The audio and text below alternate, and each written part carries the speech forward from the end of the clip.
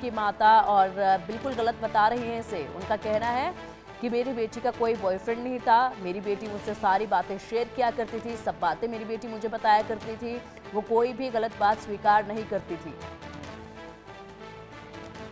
हिमानी की जो दर्दनाक मौत है और आज पोस्टमार्टम होना है, क्या कहेंगे?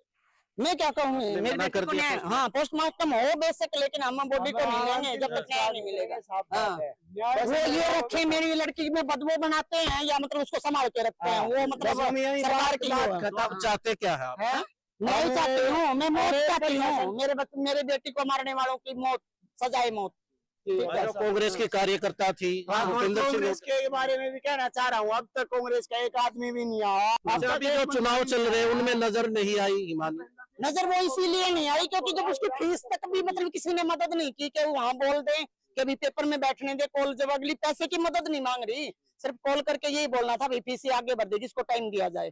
तो आपने इतना ही तो मांग रही थी ना। आपने संपर्क किया था भूपेंद्र सिंह को? आशा हुड्डा से खुद मेरी बेटी ने बात की थी। आशा हुड्डा ने ये बोला था मैं तेरे से मिलूंगी, तेरे जन्मदिन पे मैं 14 तारीख को आऊंगी, लेकिन नहीं आई आशा हुड्डा।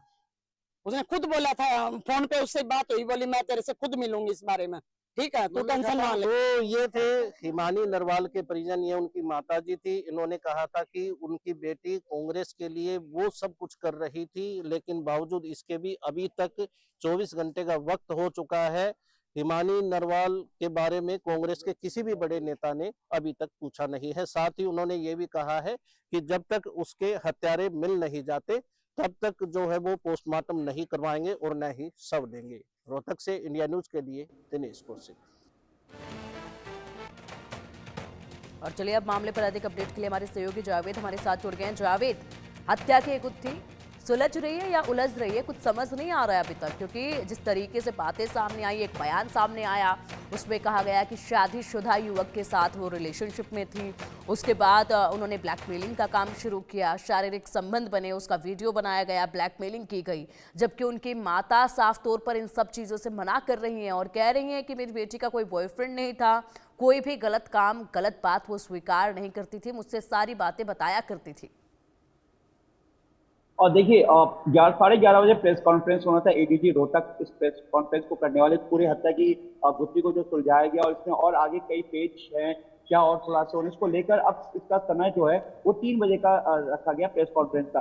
लेकिन जिस तरीके से हिमानी नरवाल की जो डेड बॉडी है वो 1 मार्च को एक नीले रंग के सूटकेस से मिला था, जो कि सूटकेस हिमानी नरवाल का ही बताया जा रहा है। और इसमें उस वक्त ये पहचान किया गया था कि ये जो लाश पीढ़ी है ये हिमानी नरवाल का, जो इसकी कांग्रेस की एक महिला नेता है। हिमानी नरवाल कुछ साल पहले कांग्रेस से जुड़ी थी और लगातार कांग्रेस में काम कर रही थी और भारत जोड़ो यात्रा के दौरान भी वो हरियाणा से जम्मू कश्मीर तक गई थी। इसमें 5 टीमें बनाई गई थी। जिस तरीके से हिमानी नरवाल की डेड बॉडी मिली है और जिस तरह से उनकी मां का ये दावा है कि वो उसकी कोई गलती नहीं है, ना इस तरह की जो बातें हैं, लेकिन वही दूसरी तरफ जो आरोपी सचिन दिल्ली के नागलोई इलाके से पकड़ा गया है और उसने अभी तक पूछताछ में ब्लैकमेलिंग और दोस्ती का सारा जिक्र उन्होंने उसके बयान में बताया है।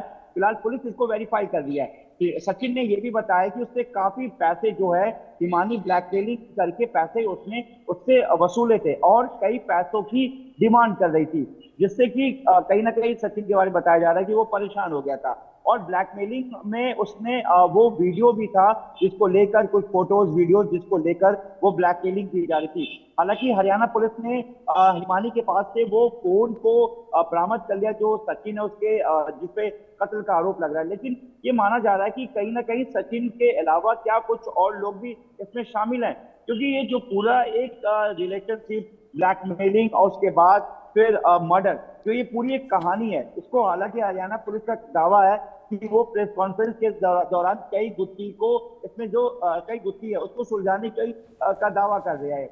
CIA2 यानी कि जो क्राइम ब्रांच यूनिट है हरियाणा की, उसने नागलोई से सचिन को गिरफ्तार किया है। उसके बाद इस वक्त सचिन से पूछताछ चल रही है। लेकिन जिस तरीके से हिमानी नरवाल का ये जो पूरा मामला सामने आया है और आरोपी का ये दावा है कि वो जो उसकी दोस्ती थी और सचिन जो है सचिन को वो लगातार ब्लैकमेल कर रही थी, तो कहीं ना कहीं क्या यही इसकी हत्या के पीछे की वजह है या इसके पीछे की कोई और साजिश है? फिलहाल